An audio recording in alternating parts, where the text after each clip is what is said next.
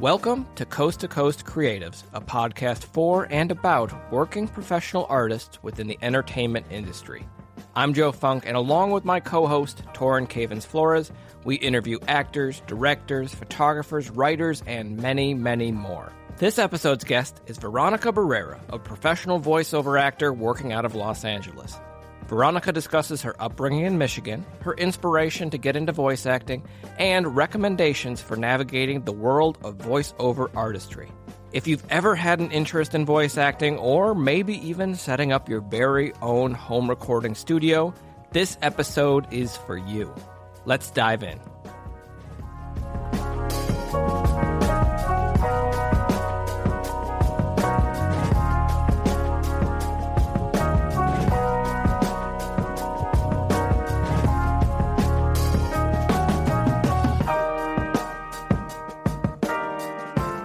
How's it going, everybody? Welcome to our first remote episode that we're recording. So hopefully this audio all sounds fantastic, comes through perfectly. And today we are chatting with our good friend Veronica, who is zooming in from Los Angeles. How are you doing today? I'm doing good. How are you? Oh, good. We're doing really well. It is, we got 3 hours ahead of you. And somehow, I think it's actually warmer here than it is in Los Angeles. It's chilly there. Are the LA people complaining about it's a little bit overcast and below 70 degrees? Yeah, I'm one of them. Are you really? Yeah. Which I guess brings us into the first thing that we're going to be talking about here. Why are you complaining about this if you are from the Midwest? Nice segue, dude. Thank you. Well, Nice. I think it's because I've always been cold my whole life. Yeah. And that's where it stems from. I don't like it when my core gets cold or my legs or anything. And I've always been like that. So when I was in Michigan growing up, I would wear long johns and layers, and that was easy to do. Whereas here, it's like, I don't really have winter coats. I don't really have, the things I used to grow up with. And so it's colder in that sense. And there's no humidity in Michigan. There's tons of humidity. So it's essentially colder, yes, but here it's in the middle of a desert, and when it gets cold, so it's like it's not really like a catch-22 in the wintertime. So I was like, people don't know the Midwest gets very humid. It does. It really does. I grew up in Minnesota, so pretty close to you, and July, August, September, that humidity is terrible. When I moved to Atlanta, I thought it was going to be the worst thing ever because they talk about the humidity, they talk about hot Atlanta. And when I moved here, it's like, this is actually not that bad. This feels like the Midwest to me. So tell us a little bit about your upbringing in Michigan. Well, like any kid, being outdoors was like a standard, a Stapleton, if you will. And we were corn-fed, so that helps out a lot. Yeah. But I also think for me, I've been a creative child since I was a little tot, and I'd run around and Robin Williams was a huge inspiration to me growing up. I think it was about 7 or 8, and Aladdin came out, and I thought that was the coolest thing because I wanted to be the genie. I wanted to do whatever he was doing. I could just mimic accents even before I knew what that was. And I thought, oh, well, everybody can do that. And as I got older as an adult, and I realized not everybody can do that. No.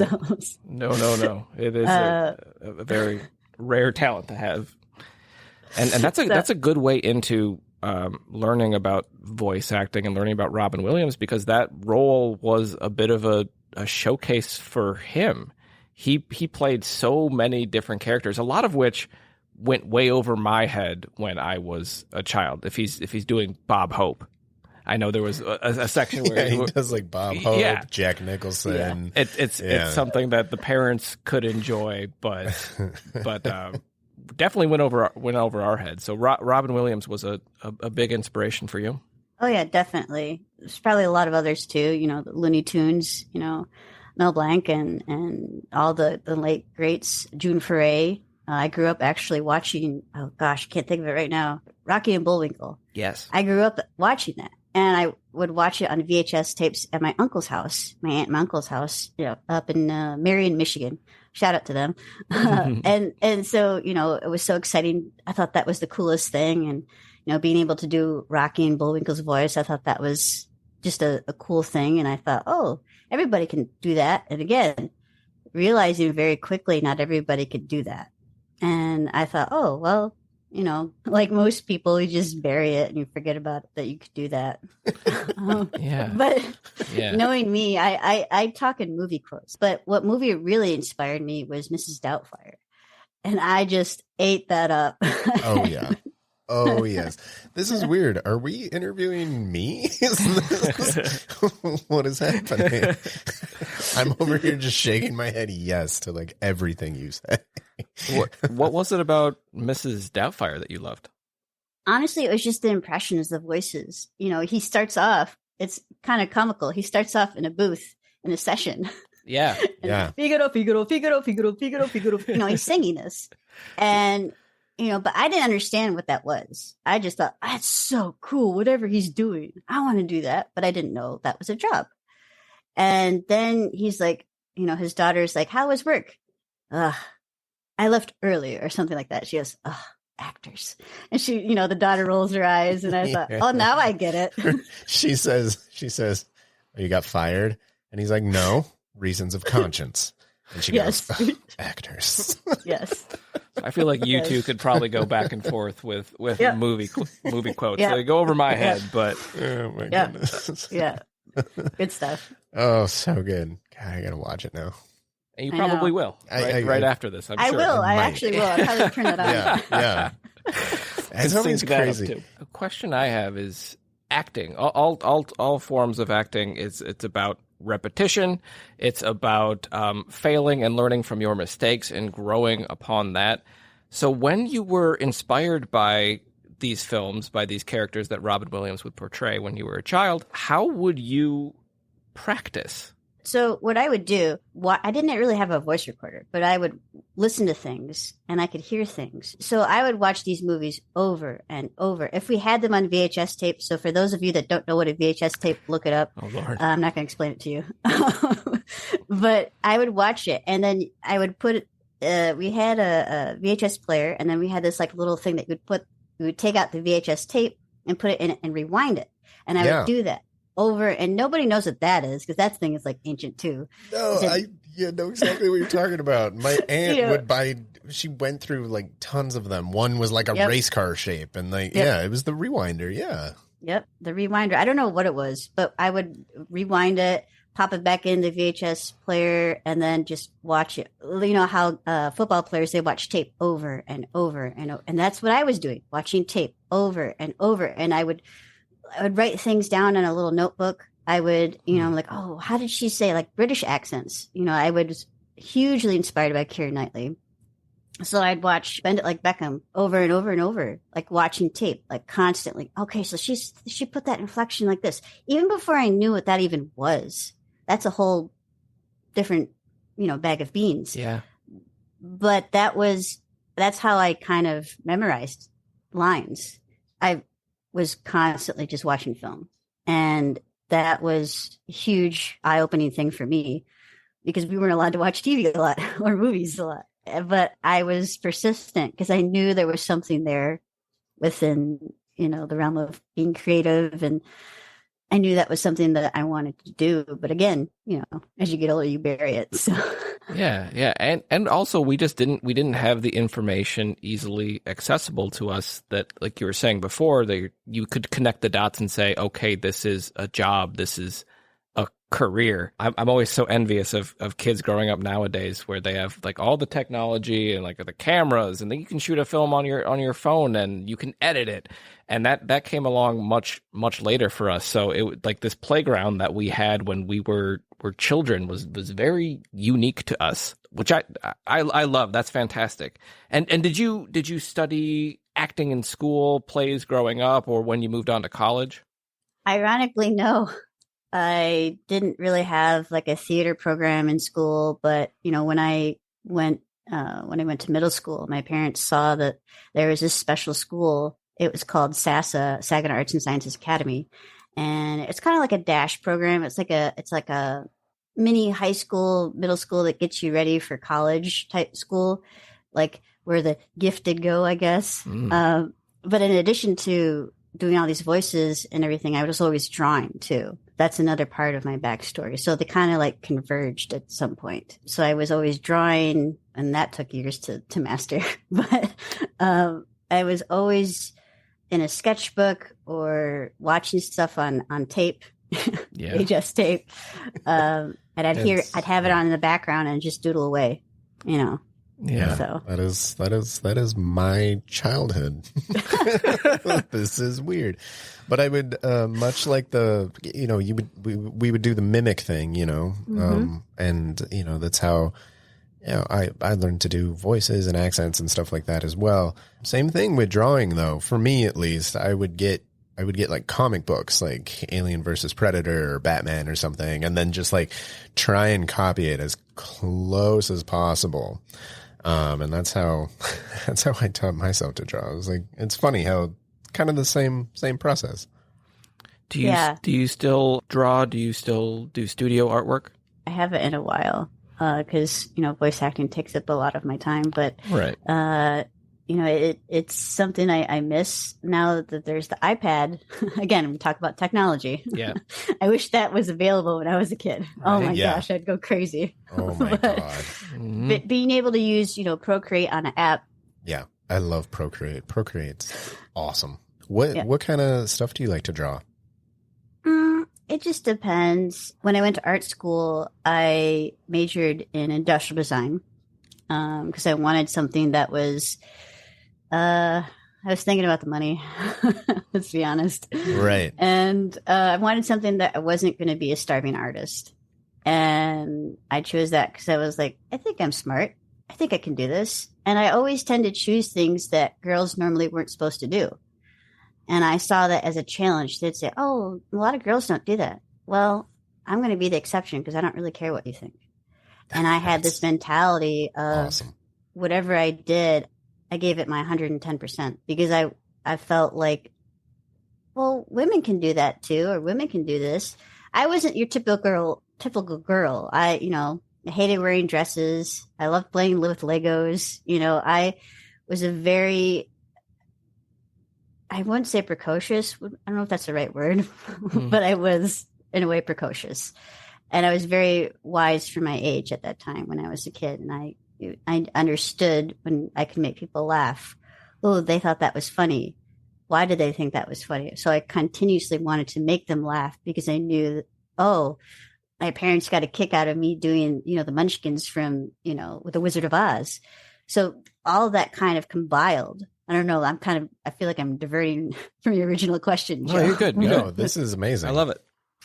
But, for me, I realized, okay, I've got all this creative potential. What can I do with it? And that's when I went to SASA. And then I was like, okay, well, where do I want to go? Do I want to go to art school? It came down to the University of Michigan or College for Creative Studies. And I knew, because my sister had gone there, she said that their art program wasn't as strong as CCS, College for Creative Studies. So I was like, okay, well, I guess I'll just go there. I went to their camp, I think during the summer of, I'm trying to think now, 2004. Mm-hmm. Oh my God, now we're thinking about years. And then realizing, okay, this is where I want to go to school. And art school really was an awakening for me. Not that my mini art school in middle school and high school wasn't, because it's a strange program when you think about it. I had art for 3 hours a day, 5 days a week with the same teacher since middle school. So it sounded like I was flunking, but I really wasn't. And her name was Mrs. Sullivan. She was a huge inspiration to me. And being able to do drawing, and I had to take a test to get in. So they don't just let anybody in. You have to test to get in, whatever your concentration is. Like if it's math or science or writing or history, you have to test to get in if that's it. Or dance. They offered a lot of different programs, and it was all a public school. And my parents knew that I needed to go there because, like I said, I didn't have the typical theater background, and I didn't have the typical. I was in plays. I mean, I wasn't school choir, but that doesn't really count. I don't, that's different. Like, here's what you're supposed to do. So this is great. You had an amazing time here to express yourself and start to learn about different sorts of art and creativity and these forms of expression. So what was it that when you went to college you said industrial design? Why did you change to that? Was it a blend of something creative but also like a tangible career path for you? Yeah, basically. I knew that, illustration was a really good program at CCS. And I was like, between that, graphic design and industrial design. And I was like, I just couldn't make up my mind. And I thought, well, let's do that because I could focus on being creative still with not really being engineered based, but has some type of feel of engineer. So I feel smart. Yeah.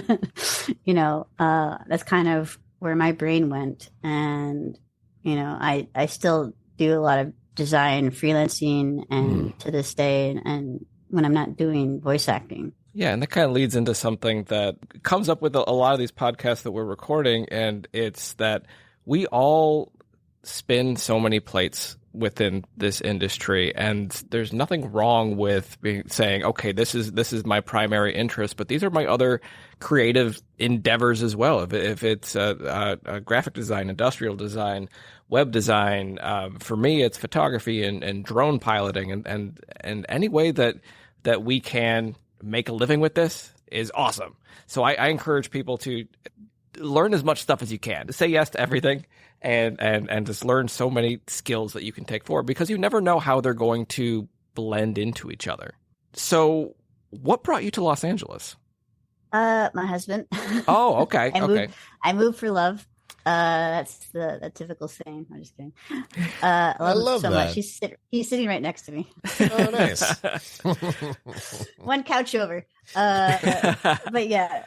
But I moved for him, and then I realized, okay, what am I going to do? And then I realized, okay, well, industrial design is there weren't a lot of jobs here.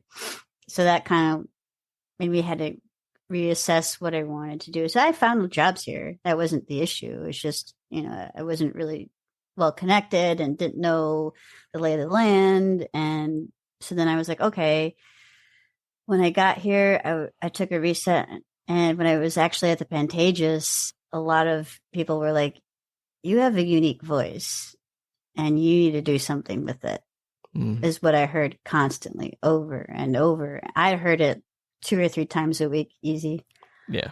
And man, your voice is so quirky and unique and interesting. And I just got sick of hearing it. I was like, okay, well... The universe keeps pushing you in this direction.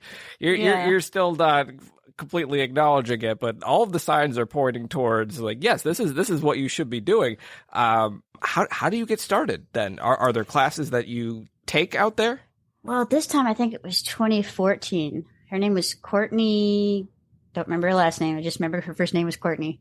And she was very like feisty and very like confident in herself. And at the time, I was, I'm more confident than I was back then. But she's like, oh, girl, you need to do this. And I was like, okay, how do I do that? Oh, I know this guy. Here, take this class. And that's literally what I did. And I had no idea what to expect. I think his name was the Punch and Roll Method, Alex Hyde White. Shout out to him. Okay. I took a class. It was of all the classes I could have taken, I took an audiobook class. They were like, okay, prepare a copy. And I was like, what's that? They're like, oh, just pick out a script or something. So I was like, well, I like Harry Potter and I like voices. Here, I'll do that.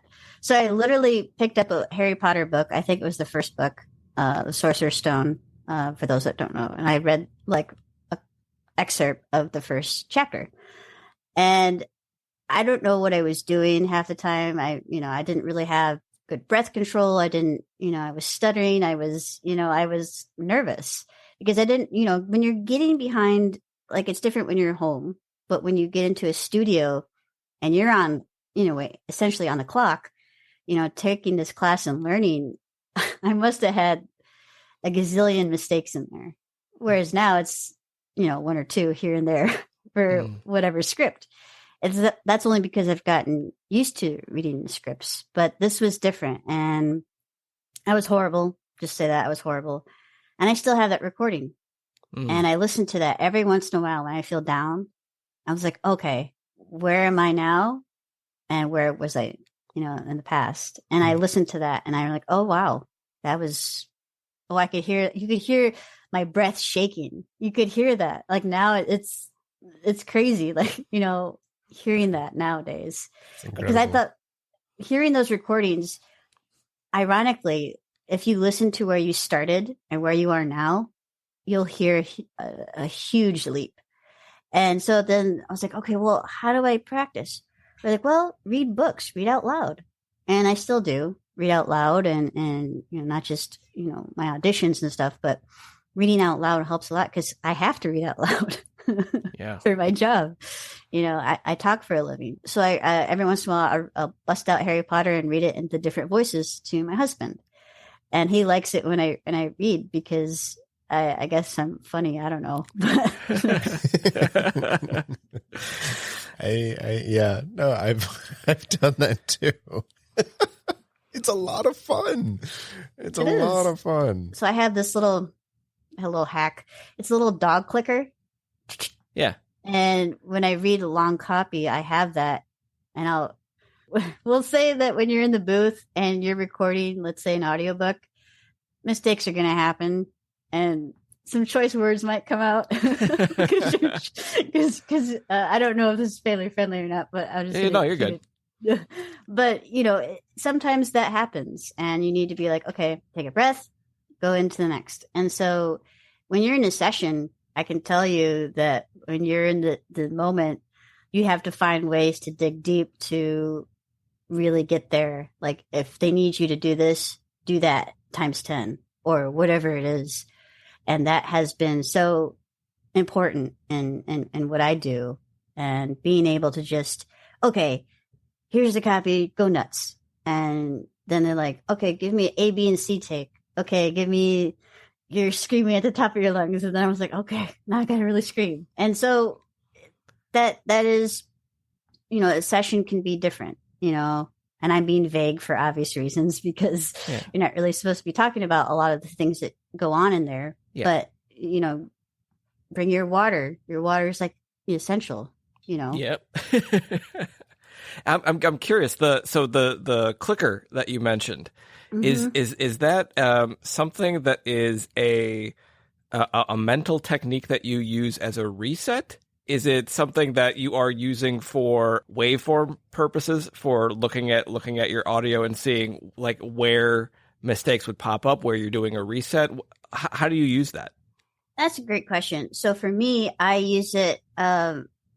It's like, so you see on the waveform. I'm going to do it now, so you'll hear it when you get it.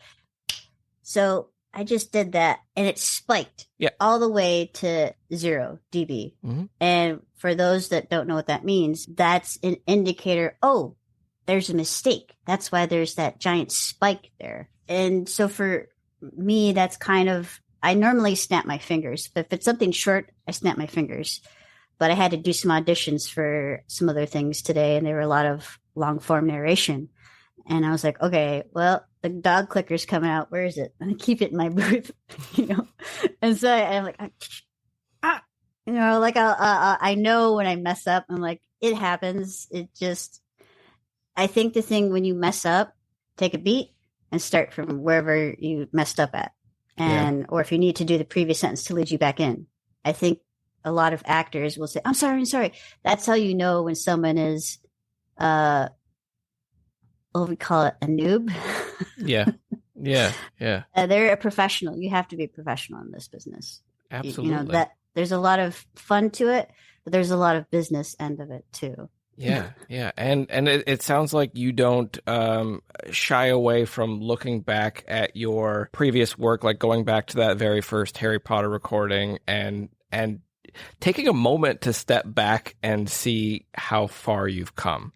I think that's always important to us, whether we're in the arts or not, to look back and to acknowledge growth, acknowledge development. Do you go back? How how far back do you go when you looking back and critiquing your work? Actually, I heard this interview today from Kate Winslet. She's talking about Avatar, the new movie that's coming out, and I'm very excited about it. But she says she has a hard time with watching herself on film and in shows and stuff, watching herself and on the playback. She has a hard time with it, and I'm very much the same way. But every once in a while, when I'm like, okay, and I listen to it, and then I'm like, oh, okay, this isn't so bad. Yeah, that's where I started, but you don't know what you don't know. And you get better by what? By practice. Can constantly grinding and getting better at whatever you're passionate about. It doesn't have to be voice acting. It could be rocket science for all I care. Just knowing that you're constantly growing and improving, and you only get better by practicing. Yeah, hearing your own voice is always a little bit jarring because we hear ourselves differently in our head than how it appears on a recording. Like the last few years, I've started doing YouTube videos, and I'm Torin can attest that I'm pretty uncomfortable in front of the camera. I attest. And I feel like I would bring a lot of life and a lot of energy to it, and then I would watch it back and be like, oh, my voice is so low, and I sound bored, and like that repetition that you're talking about, and just going back, reviewing, altering, continuing to play with it to like finally hear in our heads how we actually want it to sound. That takes a lot of time, I imagine. Yes. Editing, that's a whole nother thing, but editing yourself, and I've gotten to a point where I'm a lot better than where I started when I used to edit, and it was just a matter of practicing, and I have to hear my voice on the playback constantly. So I'm hearing, oh yeah, no, I dropped off on that word. I didn't say the sentence correctly, or I'll hear things. And so you're training your ear in a way when you're editing. And I'm sure you both will understand that once you get into the editing process. You're like, did they say that, or did I? Joe's pointing he's to me. the editing. Okay. All the editing. Yeah. Yeah. So I would love to now jump into. You've been doing this for a long time. You've already had a fantastic career, and you have a lot of amazing advice that you can pass along to people that are just getting started in voice acting. Where would somebody get started with this? There's a lot of options. I would say listen to podcasts that talk about voice acting, because that is a plethora of knowledge. It's free. There's a lot of books on it too, a lot of good books, but there's a website that D. Bradley Baker has. It's called iwanttobeavoiceactor.com. That's a great resource. It's a lot of free information about where do I take classes, where do I go for this, if I want to take an improv class or whatever it is. By the way, improv is hugely important. I will stress that to none other. I took some classes at Crown Lanes, and it was just eye-opening. It was just so much fun. Definitely improv. I would definitely say know who you are as an actor and as a human, because that will come out in the mic. And if you're having a bad day at work or whatever it is, and you come home and do auditions, it might come through. So know who you are. And that took me a few years to find out. Yeah. And then I think the other thing too is when you find a coach, make sure they believe in you. Make sure they support your dreams, your endeavors, whatever you want to accomplish. Make sure that they're fighting for you in your corner. That's huge. Who was that for you? Definitely Julie Madalena. She did my animation demo. Not only is she a friend, but amazing mentor, really fought for me. And, she's seen the best in me and the worst in me, and not necessarily as a person, but as an actor, and seen the growth in me. And I think that had a huge influence for the actor that I am today. Have you had the opportunity yet to pay it forward? Have you had any voice actors ask you for mentorship, for your advice? Has that happened yet? Yeah, a lot actually. How does that feel? Ramel, it's weird. Ramel, he was so funny. He was like, "Oh, you're the first person I thought of." And Ariel Jackson, she called me a couple times and was like, "How do I do this?" And I was like, because I think I went to her house and where do I make a booth? And I was like, okay, let me see your closets. Oh, this was good. Lots of clothes, padding, carpet, So it was weird. I don't know. I still think I'm new in some respects. I think of it because, I'm so appreciative of all the opportunities that have come my way. So I constantly want to pay it forward, which is, why I started my podcast, but we'll get into that later. Yeah.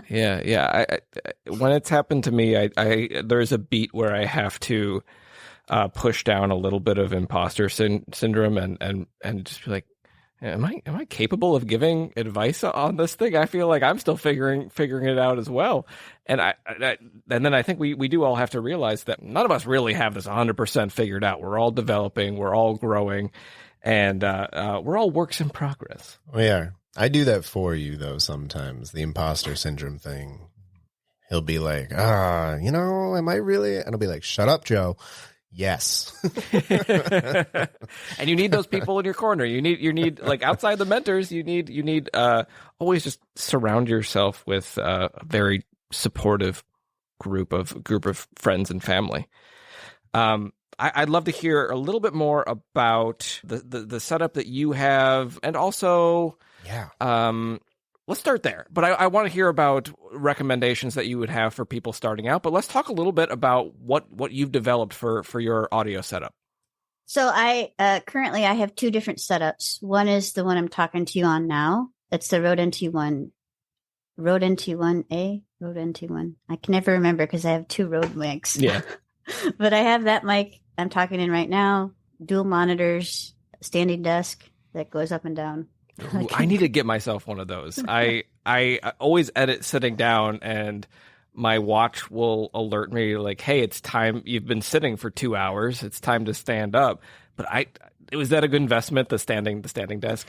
I really like it. I forget half the time because I stand when I do my auditions. I sit when I do my podcasts or whatever it is, but I stand when I do my auditions because I find that it comes out better. I don't know how to describe it. Yeah, you always see behind the scenes of like Aladdin with Robin Williams or Mark Hamill. I was just gonna say, yeah. He was like the only one in that cast who like chose to stand up. Yeah. Do you like to physically express yourself when you're bringing these voices out? If you're doing something that's very character driven like that.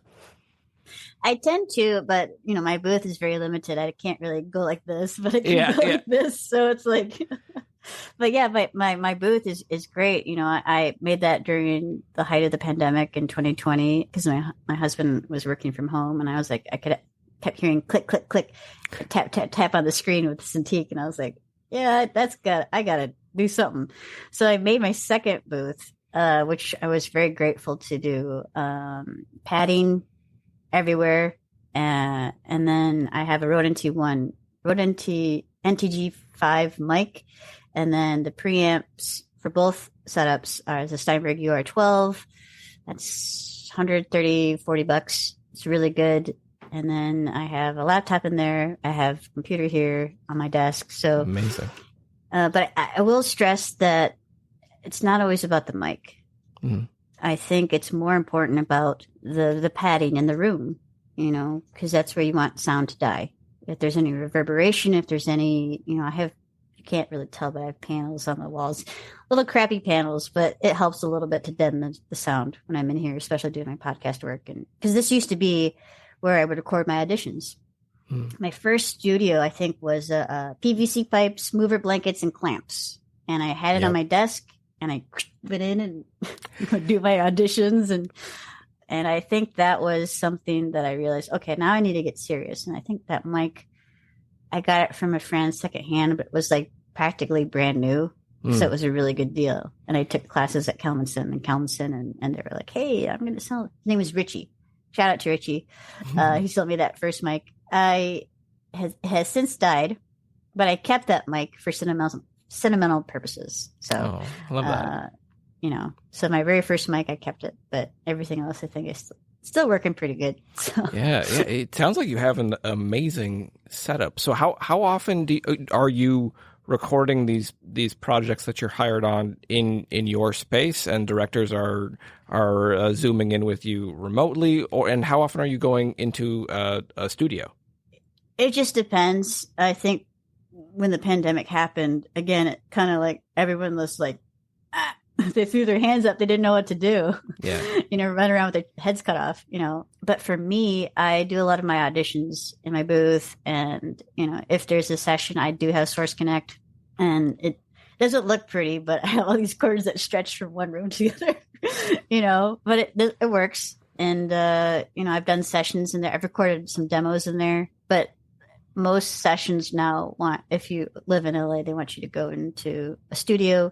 And I have gone during COVID, the height of it. And it's, they took it very seriously, wearing masks and make sure that you're vaccinated and all that. That's, kind of standard if you want to go in person and do those sessions. I would assume you would agree with me, Taryn. Yeah. So, yeah. Just acting in general, voice acting,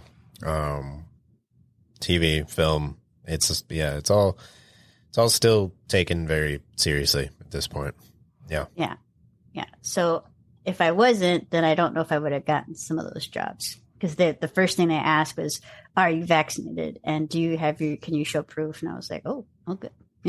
So, but it's good because I've done them both, and, I prefer in person over being in my booth, if I'm going to be honest.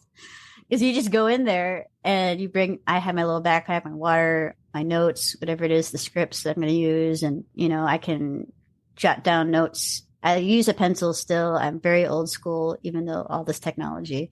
But I will print out my scripts and I just, doodle on them, because I if they gave me a note, I like to write it down so I don't forget it. Not that I would forget it, but being able to take direction well, that's huge. Oh, yeah, absolutely.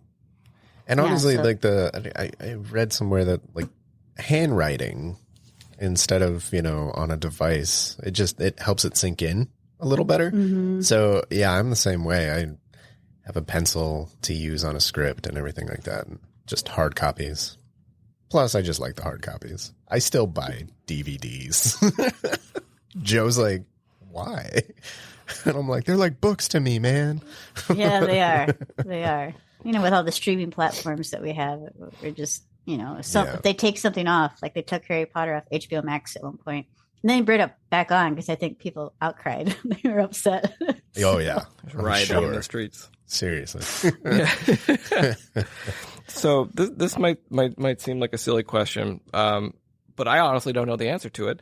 So as an actor, a lot of actors know you have to have an agent, you have to be on Actors Access, you have to be on Backstage, you have to be searching for your own projects as well as finding someone else who's going to hunt for you as well. What is it like as a voice actor? Is it a similar dynamic with an agent that you'd have, and where do you find work? Where do you find jobs? Great question. So, a lot of the time, I'm stuck behind a computer and researching companies and rosters and production houses to be on, in addition to the representation that I have, sending me auditions. There's also pay-to-plays. I did that for a while when I first started. That's a great way to get started. I wouldn't suggest it for longevity unless you have a constant booking rate. And so that for me was, I would say it's important, similar to, on-screen acting, but I also think it's a little different because there's also direct marketing. That's part of it.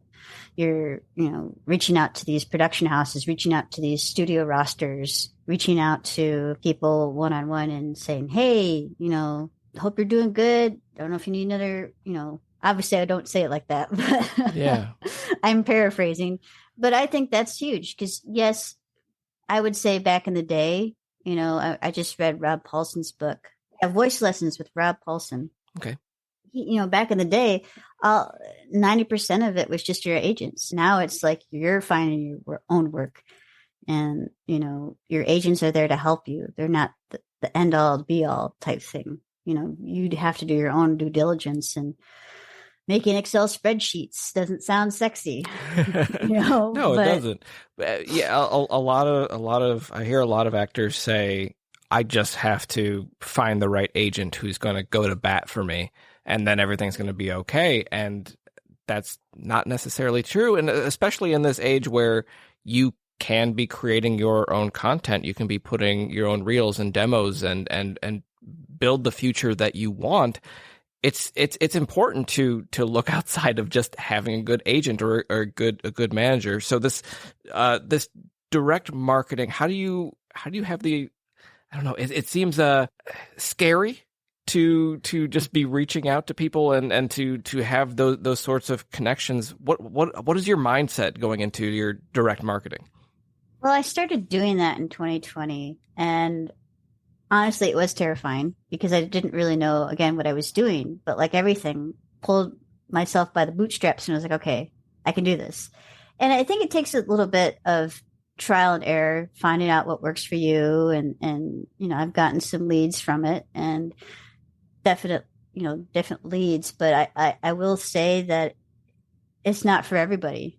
And some people want to just source that out, and I actually don't mind lead generation. It's just really fun for me. That's the technical term for it. When you're generating your own leads, it's called lead generation. And you kind of are the CEO of your own company. So you can put in however many hours you want in. I can get lost by listening to a podcast or music and just zone out for a couple hours and do some Excel spreadsheet work. And then, okay, finding, where do you find these places? And it's a lot of legwork. I'm not going to lie to you. It's a lot of legwork. And I think you have to have a different mindset, because I do auditions. I have my window that I do auditions, like from 4 to 6. I learned that from a friend. That way the rest of the day I can be spent doing whatever else, work on the podcast, whatever I else need to do for, generating leads. I could be going to, Source Connect. They have a directory. You can type in, let's say Burbank, and you can get a whole plethora of production houses and studio rosters. And people don't know that.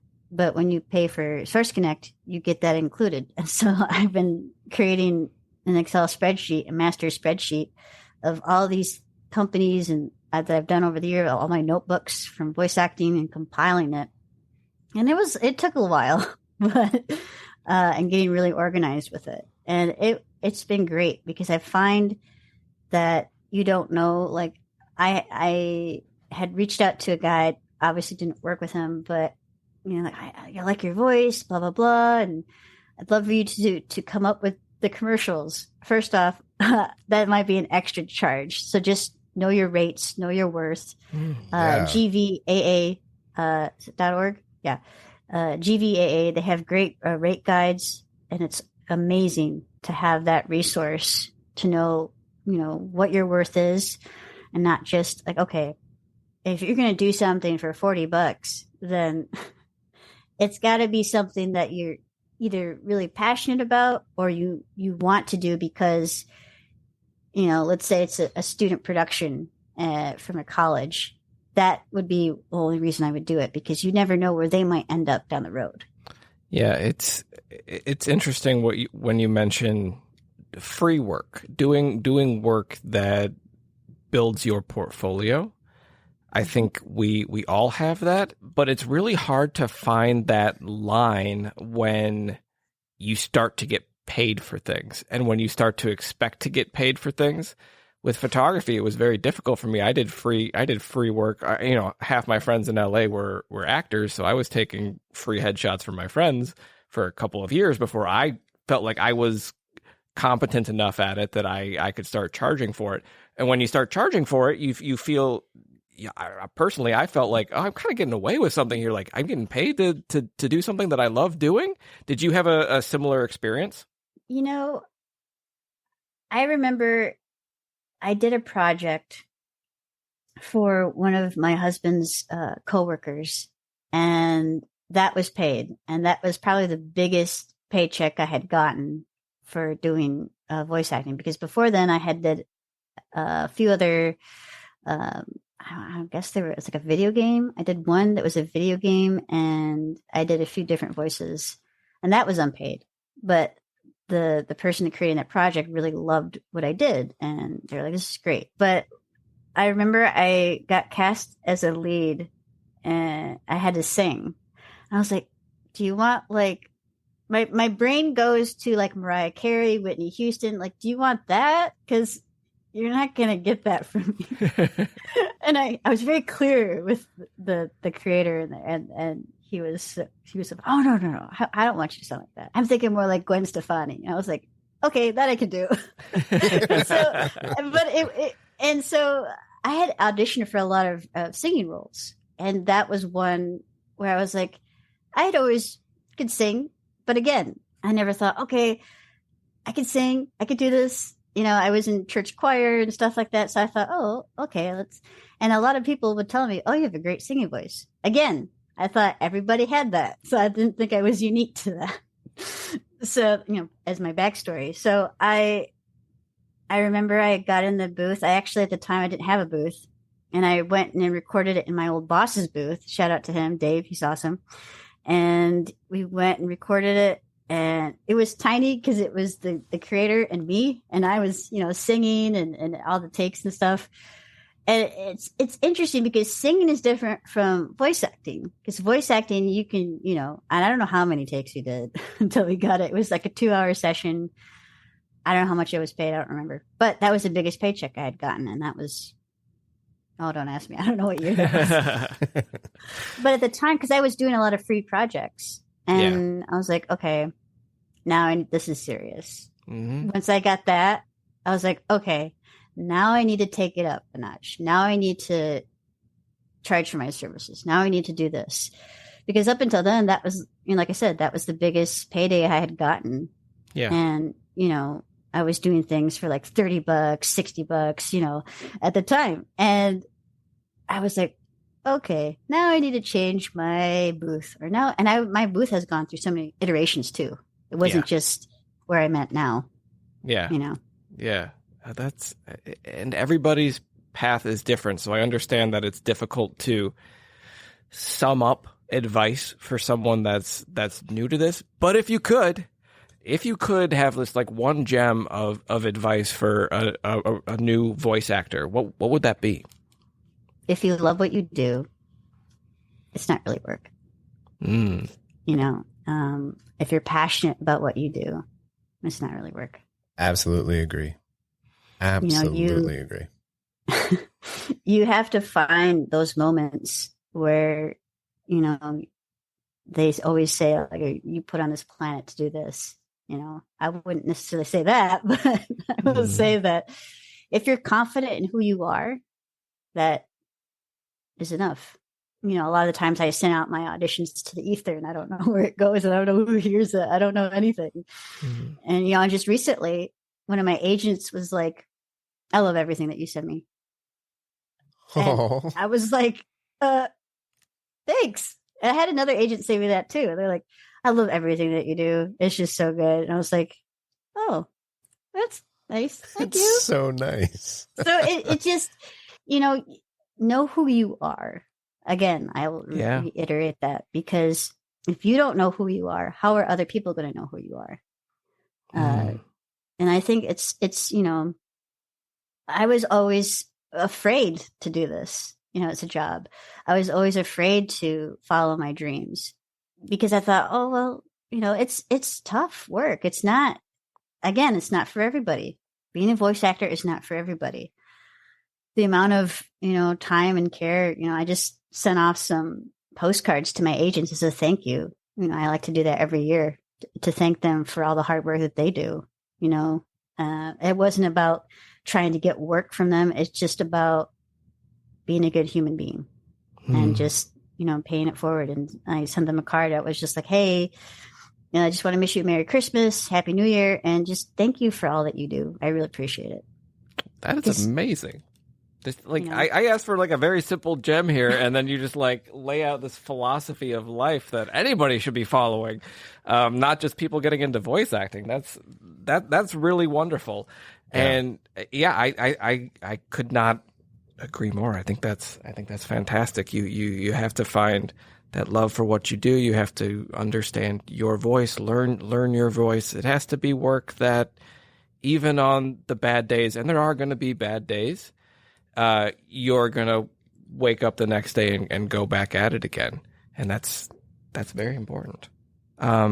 This is amazing. You are going to probably have people hitting you up for mentorships after this, because you have so much amazing knowledge to pass along. I appreciate you taking the time to talk with us about this.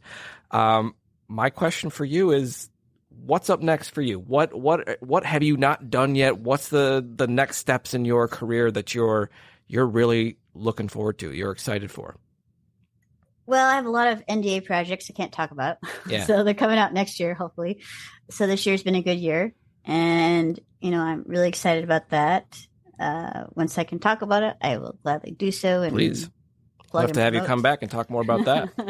She's trying to finagle her way back on to another episode. Part 2. Some of it's been pretty big. So amazing. Congratulations. That's truly awesome. Yeah, it's I think I really want to do, expand into video games. I think the reason why I like the seriousness of video games is because my husband plays a lot of games. So I get to see all the stuff that he plays on TV and stuff. He's more of a gamer than I am. I like just 3DS and Switch, and that's it. So, but the reason I bring up video games is because, ironically, I'm a very emotional person. And what I mean by that is, I won't like to say I can cry on command, but that's kind of what I'm saying. And and I used to think, again, a lot of things that everybody could do that. And again, not everybody can do that. And I learned that. And I thought, ooh, this could be interesting for video games, because you know how serious video games are. Yeah. And I know that I can go there because I've a lot of classes I've taken, a lot of tears. Let's just say that. But it in a good way, and the intensity that video games brings, I think is a fun challenge. Working on writing my own stuff, and I didn't write that down, but I'm working on writing my own stuff, putting stuff on TikTok, my own original content. There's a lot of people that do collaborations on TikTok. That's great if you do that. But I wanted to write my own original stuff, so that way there was never an issue going down the road.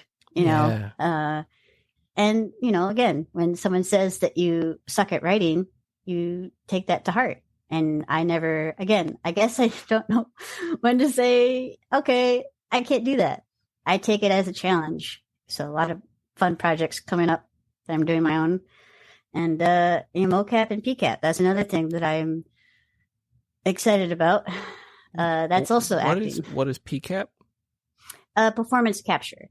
Okay. So it's the same thing as mocap. Motion capture is motion, walking and stuff. PCAP is you have a headset on, and there's a rig, and it captures your face with little ball markers. Yes. I don't know what they're called. Yeah. And then I think you also have to wear a suit too with little ball markers. And I think that's fascinating. Have you done stage acting before? Have you done film acting, or is this going to be your first venture into bringing that physicality into your work? Yeah. So once COVID happened, that was where I wanted to do a lot of on camera and a lot of, I wouldn't necessarily say on camera, but stage acting. I wanted to take stage classes and a combat class I signed up for, but hopefully I get to combat is stage combat. So I'd love to take that, that could be, very interesting to learn. And so that I wanted to learn all that during 2020 and, how everything happened. And I was like, well, it kind of pushed my everything back, because I was like, I think those elements are key also to being a very successful actor, for me at least. And because again, I didn't come from a theater school background and tons of plays and stuff like that. So I was like, sometimes I feel like I have a leg down in comparison to everybody else. But I think this could pose a really unique challenge, because now I'm really getting to learn how to do this. Things have started to open back up. So now it makes it, once I can get those classes, I think it'll be a lot of fun, and I'm excited about it. Yeah, see, we're gonna have to have you come back now and talk about all these NDA projects, and then talk about the mocap and the PCAP work that you start to build that portfolio. You love leaning into things that scare you, and I think that's what makes you so successful. And not everybody has that. So I appreciate that you're encouraging people to do that. You're encouraging people to try things that scare them and to fail at things. We're all going to fail many, many times, and we have to learn from those experiences. So I appreciate all of your honesty about this, how straightforward you are about it, and thank you so much for talking with us about this. Like I said, people are going to be hitting you up for your expertise, I'm sure. Where can we find more of your work? So you can go to my website at veronicabarrera.com. That's veronicabarrera.com, BARRERA.com. And on there, you'll find a plethora of stuff. I have a podcast on there, too, that I link to. And then that podcast is called Voice Acting with Veronica Barrera. I interview tons of people, Eric Bauza, Bob Bergen, Dave Fenoy, lots of voice actors, I just interviewed an agent recently, and that's going to be fun. Lots of people that work behind the scenes in the engineering aspect of it, audio engineering. I interview writers, producers, all that stuff. And I've had that podcast for about 3 years now. Again, it's about why I started the podcast was to give back to the community, the voiceover community, because it's given so much to me. And I wanted people to have a place where they could learn and have fun. And that's kind of how I keep my podcast educational, make it fun, keep it down to earth. I don't like to be stuffy. So it can be educational for everybody involved. You're reaching out to these people, I'm sure, where like they're providing you with a lot of their insight and expertise that help your career, and is also feeding your audience. So it's a win-win for everybody involved. And what about the when we're our own bosses, we have to be on all of the social media platforms, and you briefly mentioned TikTok. How are you working that into your work? Like I said, so this is a little different. I started it mainly to create original content, and I'm going to hopefully record some stuff in the new year. We'll see. But that one's a little different because that's a different beast. It's all video. And I think that was the most terrifying thing for me is, okay, people are going to see my face. So I was very dead set against it. But I found, I posted a couple of videos. 2 of them I wrote. One of them I was for a challenge, and I did it. And, I think getting comfortable with being uncomfortable is the name of the game. And I have to do it. It's part of what I do. It's part of my DNA. I'm an actor first and foremost. People think it's all the cute voices. Yeah, we could talk about that, but you're an actor first and foremost. But, TikTok is its own beast, and I just take that one day at a time. I post my videos when I'm ready, and, just kind of taking a break. I don't really have tons of followers anyway, so yeah. I can do what I want. I think that's smart too, because TikTok can burn you out real quick. Just like, when you're creating what is good content, but then you see like a video of a dog farting getting like 14 million views, and you're like, well, why am I doing this? So it can be toxic. A blessing and a curse. But yeah, I'm VL Barrera _VO on most platforms, I think. Instagram, I think it's all, everything is VL Barrera _VO. So that's, I think I'm on all the platforms as that name. If you want to get a hold of me, or if you have any questions, feel free to reach out. I'm not shy about I like helping people, so don't feel like, I'm not approachable. I am.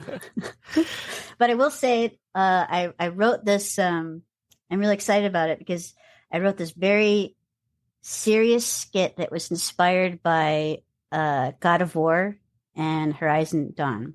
I'm going to hopefully record it with a friend of mine and post it on TikTok. And am I terrified? Yeah. But but the good news about it is it's like Dave Chappelle says, what's the worst that can happen? You bomb on stage and no one's going to come get you. Like, there's going to be trolls. There's going to be mean people. People can be mean, but nothing's really going to happen. Just get up, shake off the dust, pick yourself back up, Yeah. Why did we fall, Master Bruce? So we can learn to pick ourselves back up. Oh, man. Don't start talking to me in quotes again. I know. We'll be here for another half hour. Mm-hmm. Absolutely. Oh man. Well, this has been so amazing getting to talk with you. It's been a few years since we've seen each other in person, and we definitely need to hang out the next time I'm in Los Angeles. If we're all going out there, maybe record some shows out there and catch up and hear about all of these amazing projects you're going on. And I am going to hold you to it. I'm going to be asking about mocap and pcap and the sketches that you're working on and your TikTok and things like that, and hold you accountable for that. I know you're going to be amazing. You're gonna keep growing, keep thriving. Very kind. Well, I think we're about there. I think we're about at the end here. We're well over an hour here, so this is going to be a bit for Torin to edit. Sorry. But, you're good. No, this was. I'm just going to get used to it. Thank you again, and I can't wait to have you back. Thanks, Joe. Thank you. Yeah, of course.